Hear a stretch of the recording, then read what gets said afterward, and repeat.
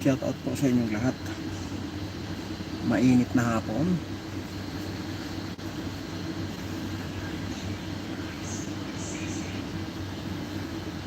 Ayan, nandito ako ngayon sa may Nandito ako ngayon sa may parking lot ng DMCI. Ayan, pero bago ang lahat, may love shout out kay Mami Marcy Calunod. Kay Mami Marcy Calunod, ayan, may love shout out. At kay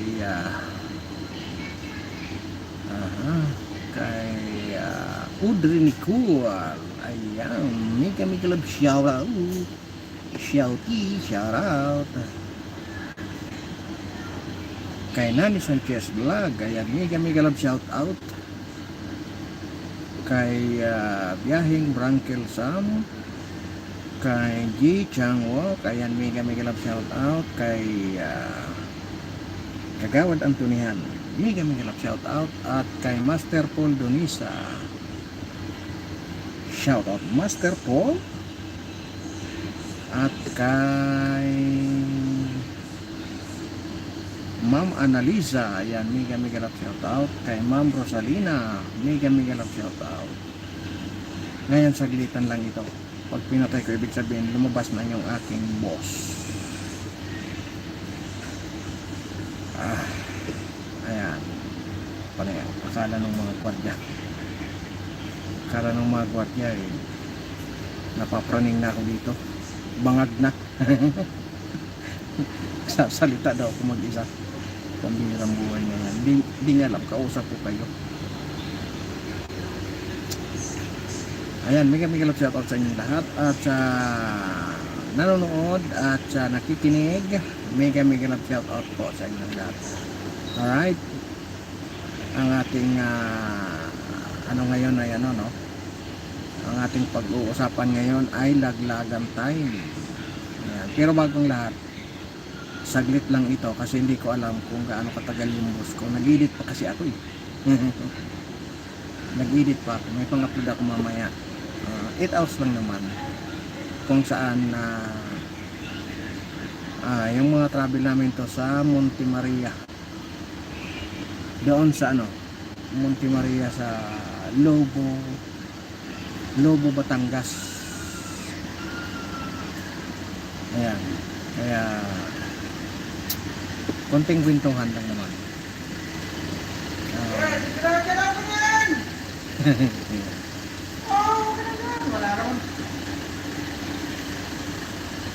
Yung mga kasama ko, mga driver dito sa DMCI.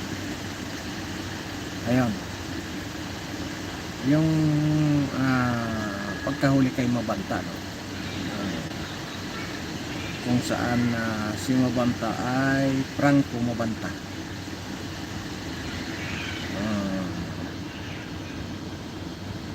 Maraming nagsasabi na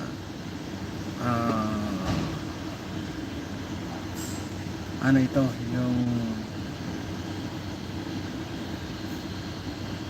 drama. Ako sa tingin ko hindi drama kasi nga kung titingnan nyo ang mga pagkakataon, itong si Franco ay media advisor ni Pangulong Marcos, kung saan medyo nagkakainitan na ang dalawa. Hindi binabanggit ni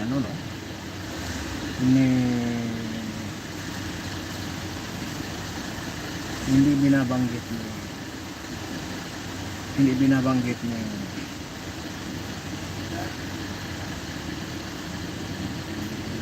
dating speaker yung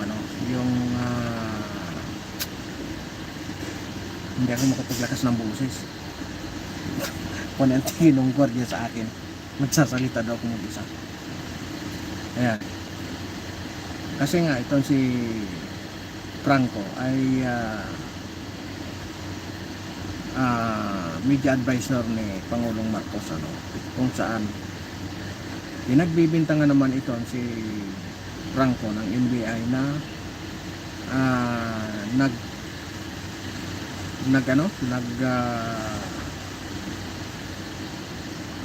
nagba-blackmail kay Speaker Romualdez. Maaaring ito si Franco ay gumagawa na ng sarili niyang kaparaanan, no?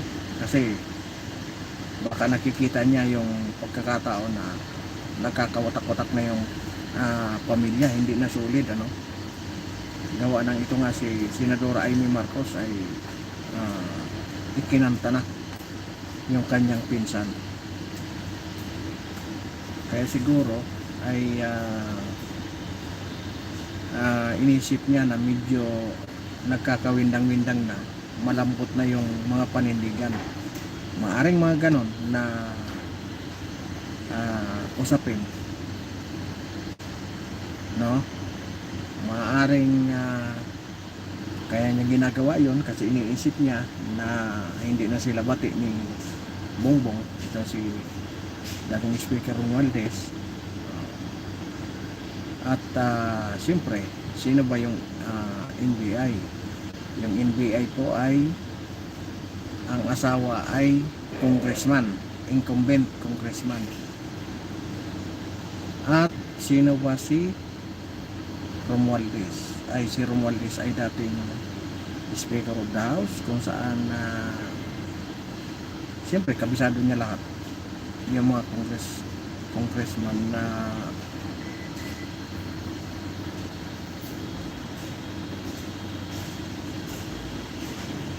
lalabas pa. Atras ko muna.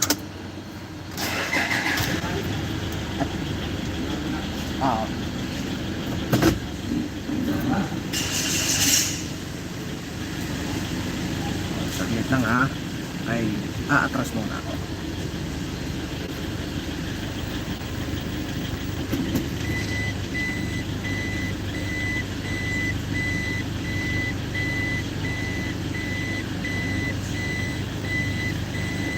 Masikip kasi dito eh.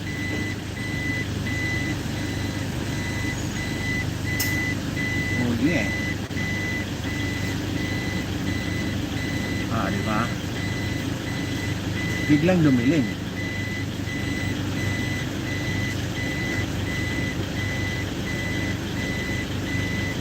Alright. Gawa ng ito ay siguro medyo mahina na yung akala siguro wala nang ito si Romualdez, kaya baka sinubok lang.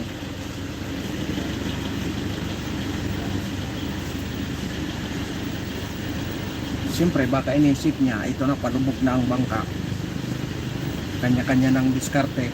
Baka dumidiskarte ito si dumidiskarte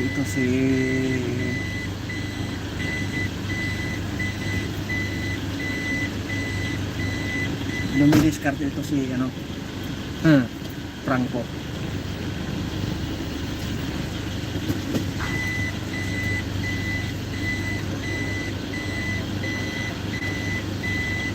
Dumidiskarte na si Franco kasi alam niya medyo nagkakawindang-windang na, magkandaloko-loko na. Ayun, kanya-kanyang drama na.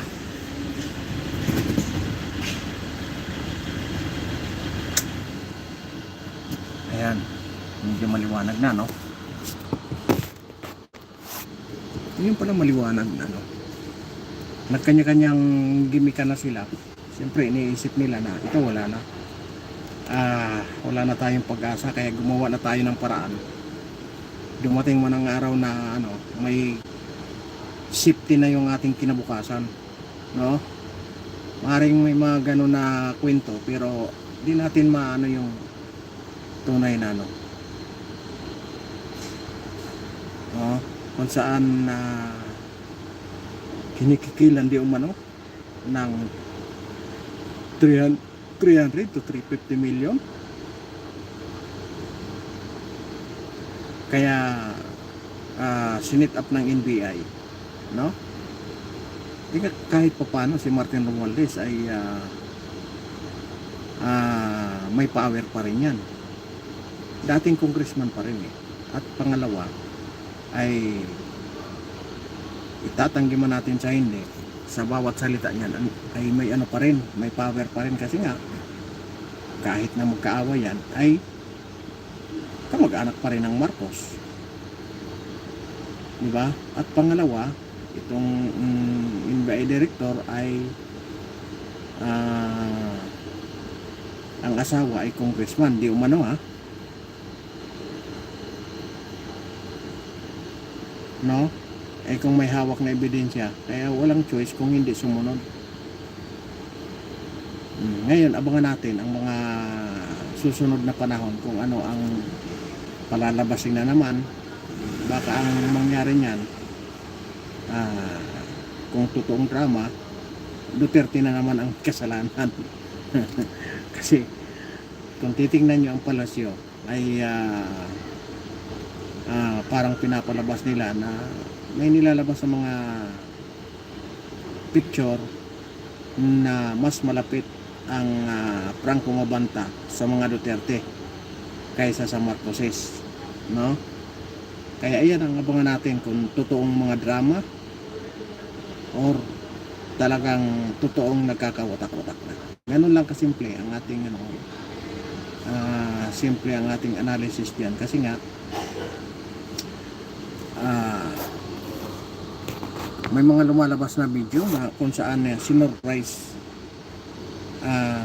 birthday celebration pa itong si Franco Mabanta. Kung mayroong ganon, aba, grabe pa yakap ng Pangulo. Kung saan tinatanggi naman ng Pangulong Marcos na hindi sila magkaibigan. Kung titingnan mo yung video na doon pa mismo sa bahay nila sa Forbes Park, di umano, aba, napakalaking ano yan, napakalaking katibayan niya na hindi maitatanggi na talagang magkaibigang tunay itong si Marcos at saka si Franco, no? Kaya abangan natin ang mga susunod na araw kung ano ang mga lalabas na balita, kung palabas na naman ba ito para madiin ang mga Duterte or drama na nilang kung totoo talagang yan, abangan natin ang mga katotohanan, kasi nga sinasabi nila na itong si dating speaker ay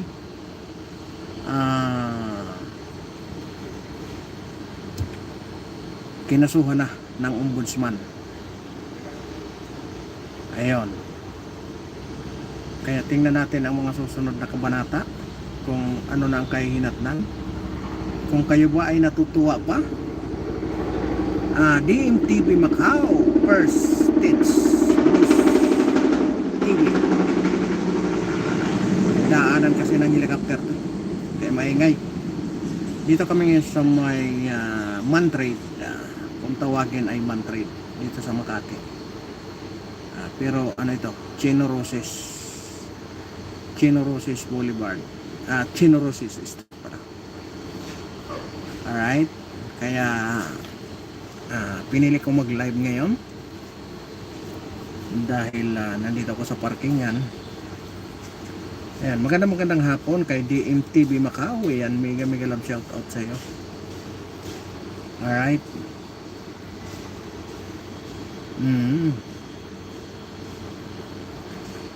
Ayan, abang-abangan natin ang mga susunod na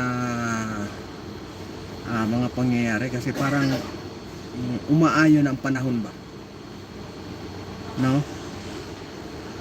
Umaayon ang panahon na talagang hindi na kayang pagtakpan ang kaguluhan ng kanilang pamilya.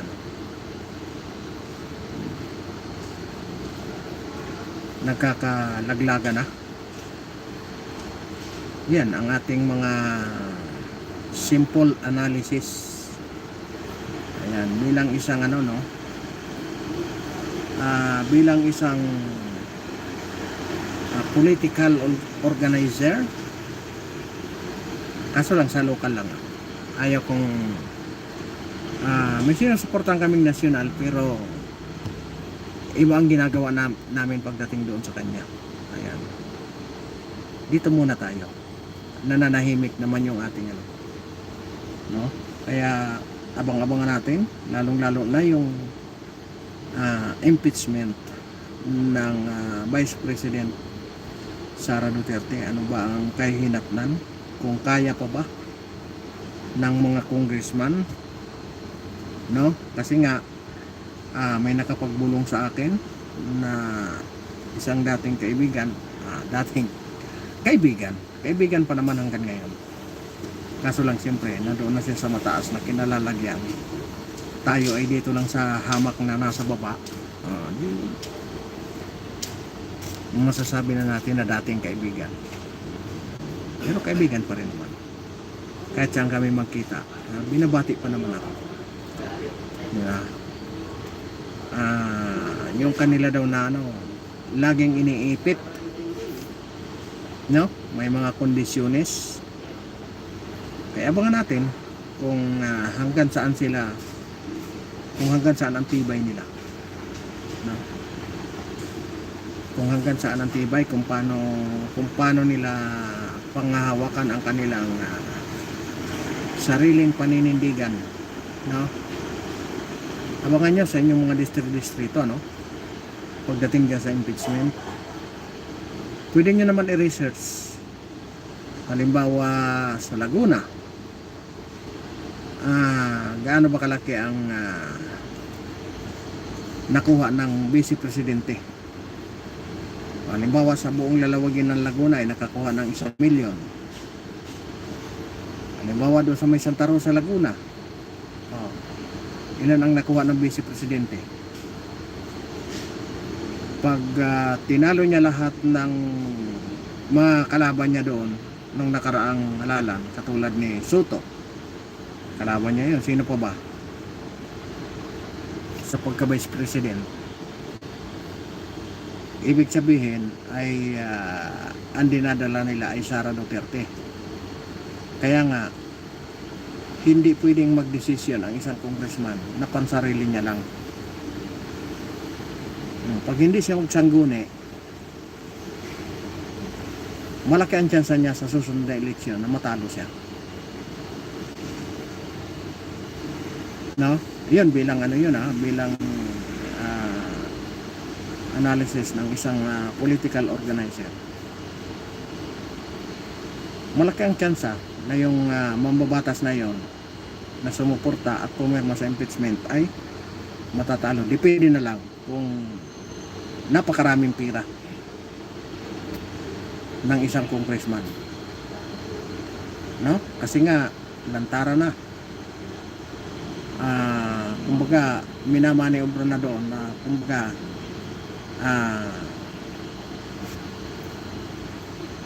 yung FLR nila na naipit na yung 4-liter release. Yan, FLR. Yan yung mga budget nila na sinasabi nga na maabot ng 90 million. Ang laki, no? 100 million. Halos 100 million na, no? Yun, kung saan, kaya sinasabi nga ni Igay Irize na talagang mabibilang natin.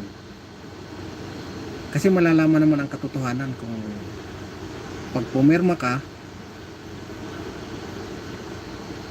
at busog ka, yung hindi pumirma ay hindi busog, yung nag-abstain ay hindi busog,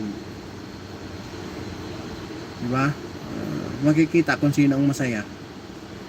Siyempre sila lang yan, talaga naman di nagkukwentuhan ng mga yan. Malalaman at malalaman nila yan, no? Magkakabistuhan na yan. Yan ang malalaman kung sino ang may mga paninindigan ng mga congressman, no? Kaya kayo, kung kayo ay mga Duterte, sinasabi ko sa inyo, tingnan nyo kung nanalo ba si Vice President Sara Duterte yan sa inyong lugar noong 2022. Abay, malaki ang tsansa na pag bumaba dyan ang isang Sara Duterte pagdating ng 2028, yung congressman na pumirma ng impeachment at inilatag yon, may tulog sila, no? Sa akin naman bilang isang mamamayan, nasa ground kami, officialis ako ng isang homeowners. Nakikita namin ang problema, kaya nababalansin namin kung ano ang pagkakaiba ng pamahalaang Duterte at saka pamahalaang Marcos. Kaya gano'n na lang ang gano'n na lang ang suporta ko sa mga Duterte, no? Kaya nga yung sinusuporta namin sa lokal, kahit anong alok nila sa akin, nabigyan ako ng posisyon, bigyan ako ng trabaho, hindi ko tinatanggap kasi nga paano na lang pag hindi ka na magtrabaho, paano pa kita batikusin, di ba? Di magiging sunod-sunuran ako sa iyo. Kasi hindi iyan ang filosofiya ko, hindi iyan ang ano ko eh. Sinuportahan kita dahil nagustuhan kita. Nagustuhan ko yung pamamalakad mo sa una. Kaya nakuha mo yung suporta ko. No? Ikakampanya kita. Pero dahil sinuportahan kita, akala mo tatanggap ako ng posisyon, yan po ang malaking pagkakamali. Kasi may trabaho naman ako, maayos naman ang sinasahod ko, nai-enjoy ka naman yung sarili ko, ba't ako tatanggap sa inyo ng trabaho? Di ba? Na kayo, may limit kayo, ako hanggang sa kaya ko pa, pwede pa ako magtrabaho dito hanggat sa mag-retire ako, pwede ako dito. Doon, kung 3 termino, 9 years lang ako doon. Kaya never ako tumanggap kahit anong posisyon. Binigyan man ako doon yung volunteer, masaya na ako doon kasi sanay naman ako eh. Hanggat hindi na apektuhan ang trabaho ko, go lang ako. Kasi nga sa homeowners wala naman kami mga sahod doon, puro naman kami volunteer. Masaya ako sa ginagawa ko. Kaya napagkumpara ko yung pagkakaiba nung panahon ng Duterte at saka panahon ng Marcos. Sa totoo lang, hindi ako maka-Duterte. Nagustuhan ko lang talaga yung ginawa ng isang Duterte. Hindi ako maka-Duterte, sa totoo lang. Ang kinampanya pa nga namin noon, si Binay. Kaso lang, bumitiw nga kami kasi nga, yung panahon na yon na talagang wala ng pag-asa, tinitingnan na namin. Nasa ground kami, nakikita na namin ang sitwasyon, wala na. Di, manahimik na lang tayo, matulog na lang. Hanggat sa nanalo ang isang Duterte, wala na tayong magawa. Abangan natin kung anong policy niya. Ayun nga, alam niyo kung anong nangyari? Napakaganda sa lugar namin. Ipagmamalaki ko talaga. Alam niyo kung bakit? Ang lugar namin ay, ang butante ay nasa kulang-kulang 4,000 ang legal na butante. Yung kabataan nasa 2,000. Yung mga maliliit nasa 2,500 hanggang 3,000. Isipin mo yon, sa ganun kaliit na komunidad namin, napakarami pa ng mga drug user, yung mga gumagamit. Nagulat kami. Pero yung sinasabi nilang hindi ako naniniwala doon. Kasi sa amin wala namang wala namang na damage damage sumuko sa amin. Halos nasa 800. Napakaliit ng lugar namin, ha. Yung mga nagtutulak, ayun, nagsilayas. As in, tumahimik sa amin. Halos 90% ang kinatahimik. Maka ano ka na lang, away ng mga pamilya. May pamilya na lang. Ganon. Sa loob ng 6 na taon. Nung pag-alis ng mga Duterte na mayagpag hanggang ngayon, sabi ko sa inyo, para ng palengke. Kaya kami ngayon namumblema. Alam niyo kung bakit?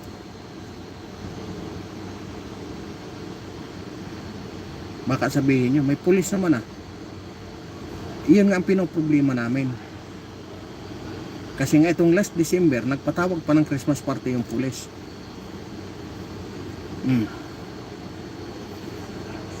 Di ba?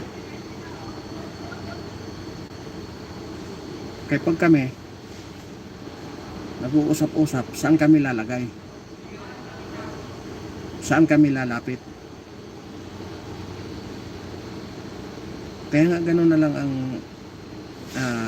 ano namin, na makabalik ang isang ano, baka magbago ulit, wala namang problema, eh.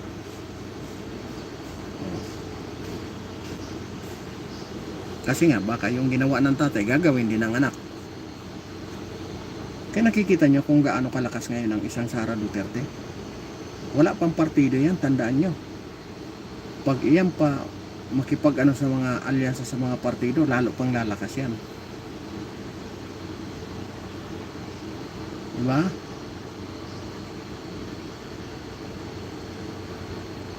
Kaya kung kayo may sinusuportahan kayo, huwag kayong umasa na palibhasa sinuportahan nyo, papalitan yung iyong pagod, yung iyong suporta, papalitan. Huwag ganon. Kasi pag ganyan, hindi nyo na sila ano, pag ikaw ay tumanggap ng isang kapalit, paano mo pa babatikusin ng isang tao kung ikaw mismo ay nakinabang sa kanya? Diba? Tama na yun, tinulungan mo siya dahil gusto mong may magbago doon sa maaayon doon sa gusto mo. Diba? Yung iyong nasasakupan, tama na yun. Pero yung kaya ka tumulong dahil naghihintay ka ng kapalit, parang maling mindset yun, no? Mali pong mindset yan. Kaya tingnan mo ngayon, kung titingnan mo ngayon sa social media, bangayan dito, bangayan doon. Ngayon, lumalabas ang mga tunay na, no? Kaya pala grabe ang depensa sa mga ano. Kasi may mga pinanser. Real talk lang. Hindi ko alam, pero ako, sumasama naman ako.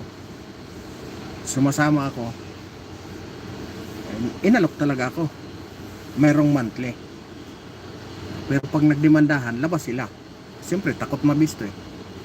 Wala silang pakialamanan. Sa totoo lang, inoperan ako ng 30K monthly. Paano ka ngayon, ano? Kung tinanggap ko yun, paano ako ngayon magsasalita ng ganito dito?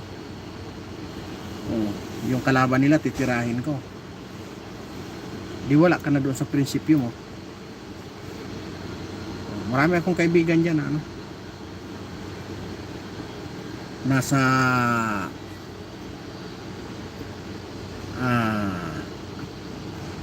hindi ko alam kung tinanggap nila.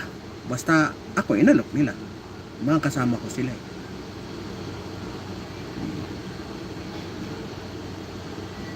Merong monthly.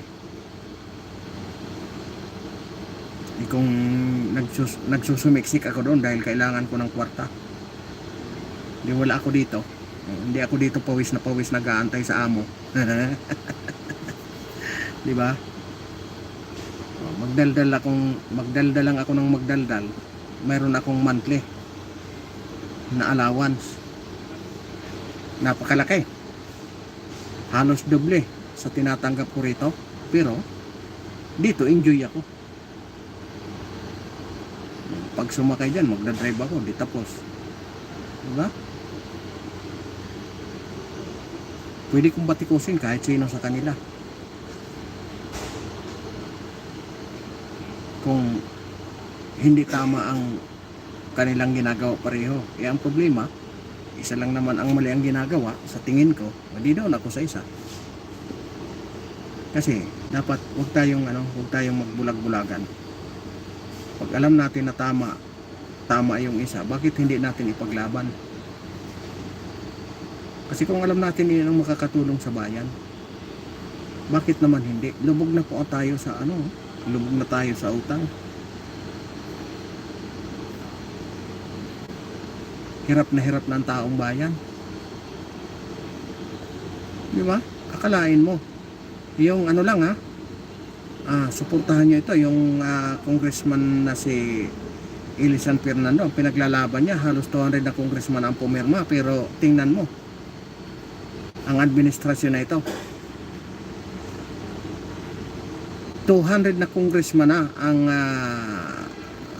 nagpakita ng suporta doon sa Kamanggagawa Party List para lang maging wala ng provincial rate, bubuwagin ng provincial rate. Alam mo, napakalaking bagay yan. Unang-una, yung provincial rate. Yung mga karating natin na bayan, katulad ng Batangas, hindi na sila magsusumiksik dito sa Metro Manila para lang maghanap ng malaking sahod. Kasi lang, isipin yung Batangas, napakaraming mga dyan, napakaraming mga negosyo dyan na malalaki. Tingnan nyo ang Laguna, napakadaming mga negosyong malalaki dyan. Ang Bulacan, hindi na sila pupunta rito sa Metro Manila, makisiksikan, magpila-pila sa traffic para lang makuha nila yung minimum wage. Pare-pareho lang naman ang presyo ng bilihin, probinsya at saka Metro Manila. Kaya nagiging crowded ang Metro Manila. Gawa ng bukod sa nandito yung oportunidad, nandito yung malaking sahod. Sa probinsya maraming oportunidad, pero hindi umaangat kasi nga walang pumapatol eh. Ang pumapatol doon yung talagang ayaw nilang malayo sa kanilang pamilya, pero yung iba kahit risky, lumuluwas talaga sa Metro Manila. Gawa ng ang hinahanap nila yung kumbaga makontento sila doon sa tinatanggap nilang pagdating ng Sabado. Kontento sila. Diba? Pero anong ginagawa? Maraming lumalabas na hinaharang ni Recto.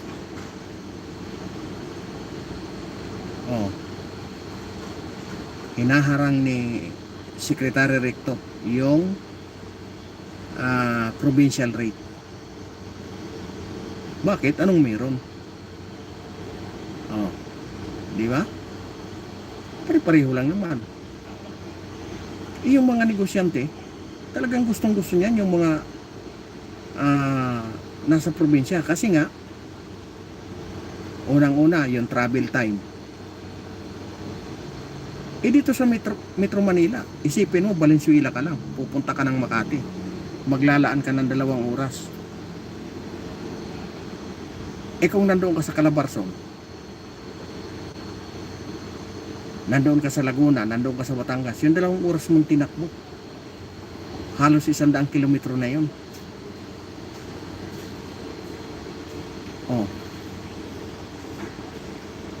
Ang laki ng pier. Kung Batangas pier ka pupunta, walang ka-traffic.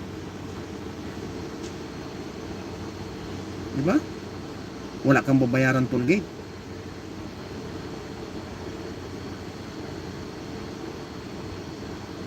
Kaya grabe ang dito sa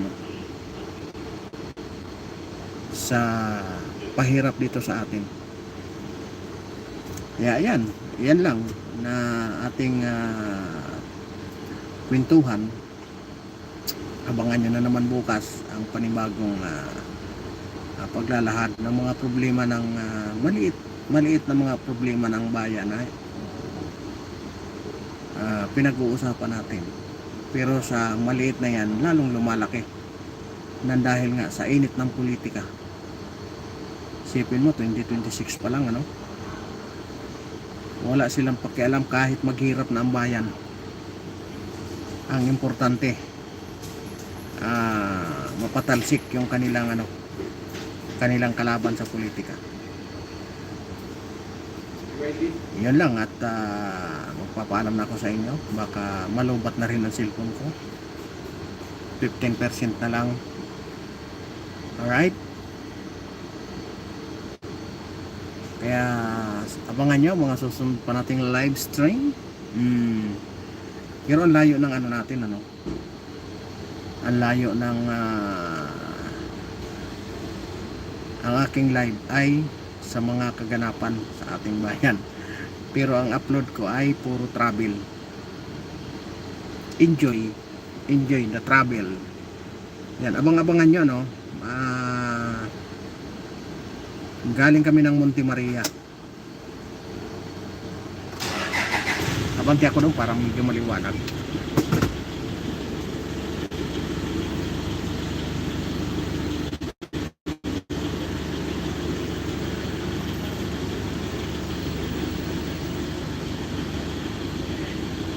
Masarap pala dito ang hangin, no? Pwede akong makatulog.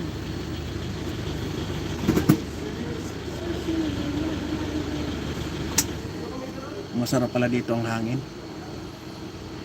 Yun. Abangan nyo ang aking upload. Nag-travel kami simula sa yung ano sa Batangas, sa Nasugbo, Batangas ay hindi ko pa na lipat sa, hindi ko pa ma-upload gawa ng nasa kabilang camera pa. Ngayon, yung dahil nag-side trip kami sa Monte Maria sa Lobo, Batangas, yan i-upload ko sa inyo. Napakaganda nung Lobo, Batangas, yung Monte Maria, no? Napakaganda. Doon sa glass walk, yung sikat na glass walk. Abangan nyo, baka mamayang gabi or bukas mapapanood nyo, abangan nyo Monte Maria tour. Ayan, ipapakita ko sa inyo ng libre. Tapos yung mga pasyalan ipopromote natin yan, yung mga tourist spot na kung kayo mga nature lover, kayo, ipapakita natin yan ng libre, no? Ipopromote natin yan ng libre. Nang sa gayon, bago natin suportahan yung mga karatig nating bayan na hindi sakop ng Pilipinas, yung atin muna, kasi ang napakaganda. Lalo na kung nature lover kayo, yung mga magagandang tanawin, ang gaganda dito sa atin. Ipopromote natin yan pagdating ng araw. Inaantay ko pa kasi nga ang channel ko na ito ay nagka-problema nang dahil sa politika pa rin. Kaya mag-ano tayo ng travel, papakita ko sa inyo yung mga pasyalan na mag-i-enjoy kayo, lalong-lalo na yung mga nature lover dyan.